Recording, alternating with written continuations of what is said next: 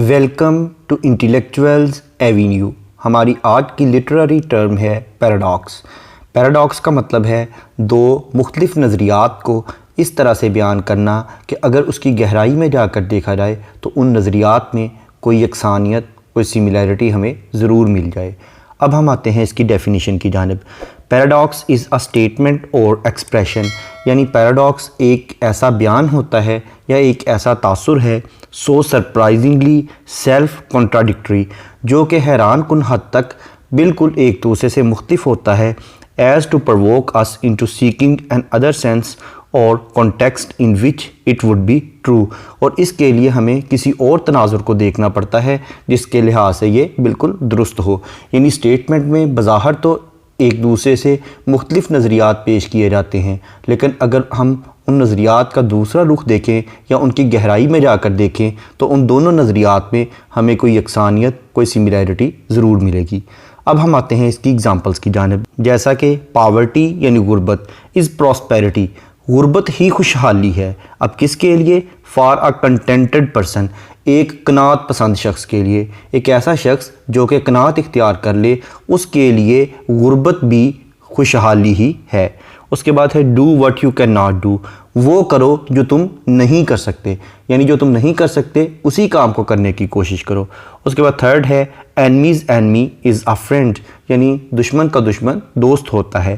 اس کے بعد ہے if you don't risk any thing, اگر آپ کوئی بھی خطرہ مول نہیں لیتے، یو رسک ایوری تھنگ، تو مستقبل میں آپ کو بہت سے خطرات کا سامنا کرنا پڑے گا۔ نیکسٹ ہے try to live in present moment, یعنی کوشش کرو کہ موجودہ لمحات میں ہی زندگی بسر کرو، فار اے بیٹر فیوچر، ایک بہتر مستقبل کے لیے۔ یعنی اگر آپ اپنے حال پر نظر رکھو گے، اسے سنوارنے کی کوشش کرو گے تو آپ کا مستقبل بہتر ہو جائے گا۔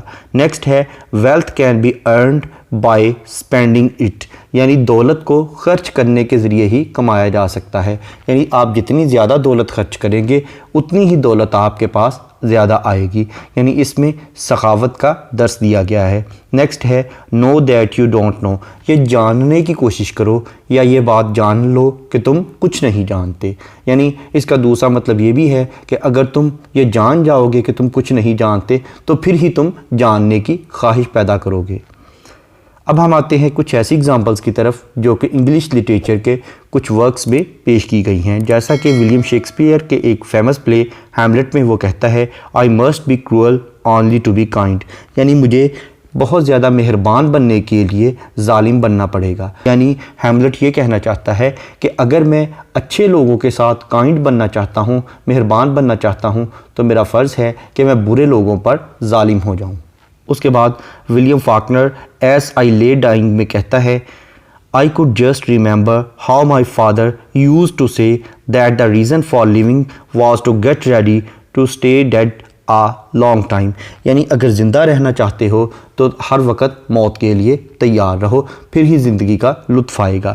اس کے بعد ولیم ورڈزورتھ کی poem My heart leaps up when I behold میں وہ کہتا ہے The child is father of the man، یعنی ایک بچہ ہی ایک آدمی کا باپ ہوتا ہے۔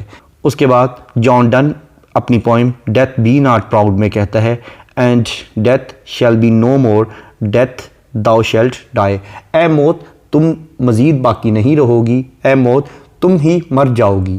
اس کے بعد جان ڈن اپنی ایک اور پوئم دا اینیورسری کی لائن نمبر 3 سے لے کر 5 میں کہتا ہے the sun itself will makes time as they pass is elder by a year now than it was when thou and I first one another saw، یعنی اے میری محبوبہ وہ دن جب تم اور میں ملے تھے، وہ دن سورج سے بھی 1 سال بڑا ہے، کیونکہ اس دن کو 1 سال گزر چکا ہے۔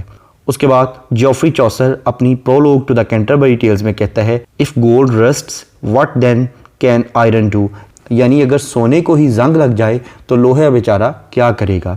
اس کے بعد جارج آرویل اینیمل فارم میں کہتا ہے آل اینیملز آر ایکول، کچھ جانور برابر ہیں but some animals are more equal than others, لیکن کچھ جانور زیادہ ہی مساوی ہیں۔ اس لیکچر میں جن پوائمز کے ریفرنس یوز کیے گئے ہیں ان تمام پوائمز کو ڈیٹیل میں سمجھنے کے لیے اسی چینل پر ریلیونٹ پوئٹس کی پلے لسٹس کو وزٹ کریں۔ اس کے ساتھ ساتھ ان تمام پوائمز کے لنکس نیچے ڈسکرپشن باکس میں بھی موجود ہیں۔ Thank you for attending this lecture.